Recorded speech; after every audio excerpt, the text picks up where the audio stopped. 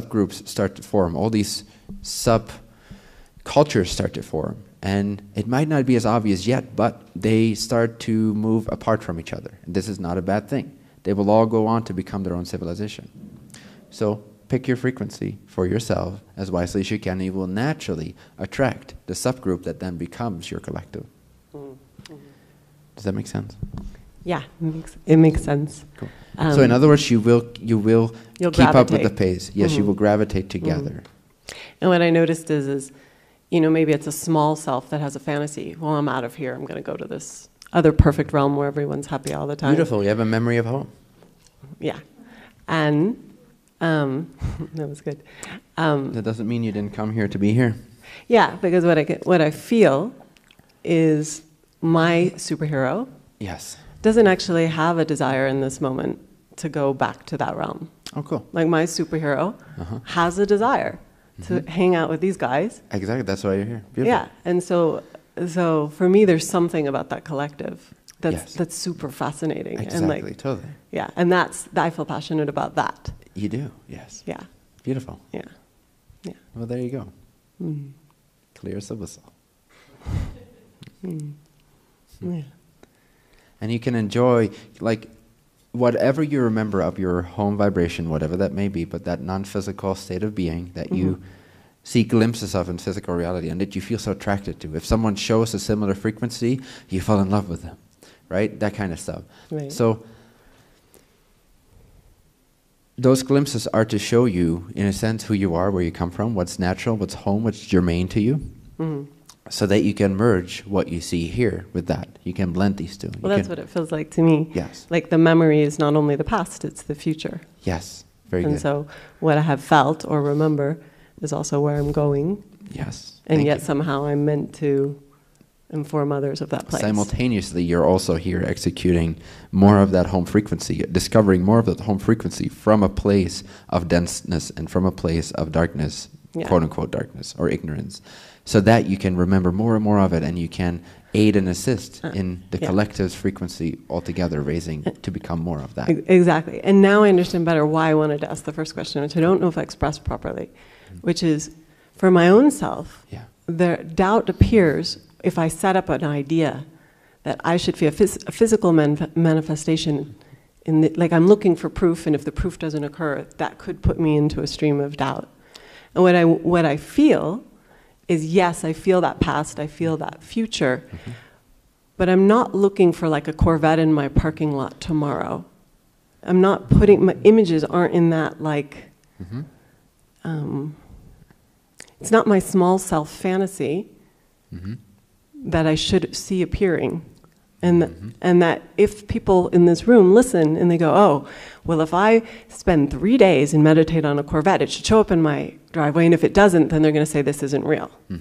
So what I feel motivated to say is somehow to distinguish that what you're saying is absolutely true, but what's manifesting is different than that fantasy, and it's coming from a larger stream. Exactly. And its timing is perfect and occurring. Yeah. So you have to step out of like a small self version of what that would be. Exactly. Because you'll just prove this wrong.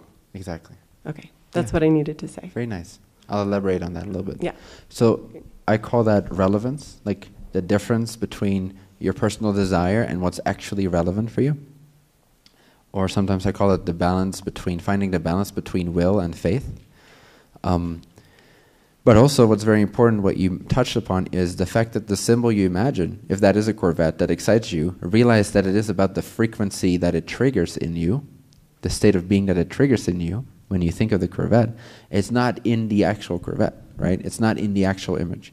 And if you let that flow, if you have the combination of the intention and the willingness to perceive what resonates for you, but then to also have the wisdom and the faith that the resonance is what it's about, the frequency, the state of being is what you want the feeling of it, you want the beingness of it, you don't want the actual representation of it, then things can actually manifest in a flowy way for you and accelerate in such a way that you actually get the things you actually desire, which sometimes does not end up being what from a previous lower vibratory state you thought you wanted. From that state, all that you had as a symbol to represent your true heart's frequency might have been a Corvette. But once you actually bridge that gap and increase your frequency that is represented by the Corvette, at that point, once you've let go of the fact that it should be a Corvette, it might be Tesla.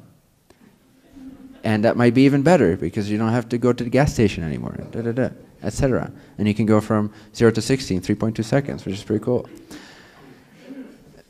So, but you also have to let go of the Tesla, telling myself this, right? So because something even better may occur. Something even more relevant might arrive, right? Yeah, so somehow surrendering to the you that's already existing, but that's larger. Already got you. It's already got you. It's already supporting you. Yeah, not getting caught up. Yes. You know, in an ice.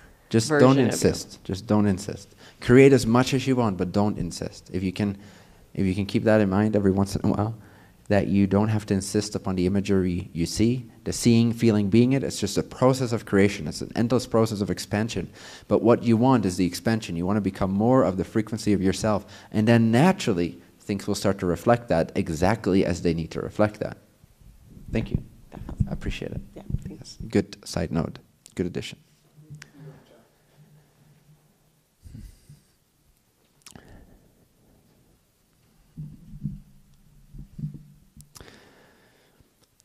Well, my friends, thank you for being here tonight. Thank you for creating and co-creating your life in this way, to have this interaction, which is beautiful. I appreciate your presence, your willingness.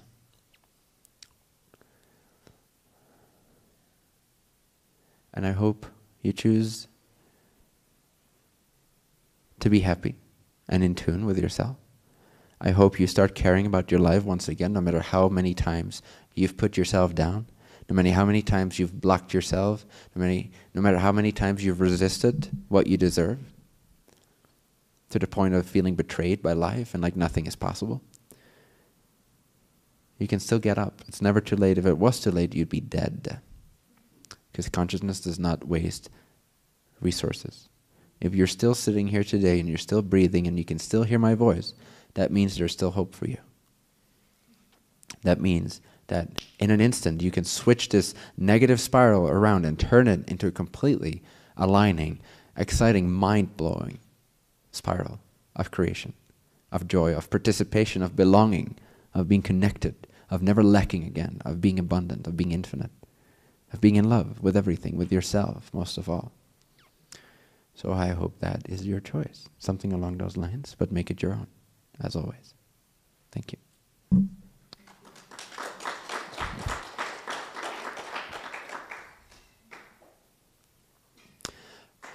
For those that are interested in returning here, sometimes for the Mondays, whenever there is a cancellation and or when there is a theme that comes up, we'll send that through the newsletter.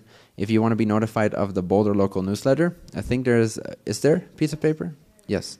There's a piece of paper at the table there, so you can leave your email address. Please write in print as clearly as you can. And then you'll get a confirmation email, which you'll probably have to click a link that says confirm your subscription. That way we can let you know if there's a sudden cancellation and or what the theme is, etc. Thank you. Enjoy your lives.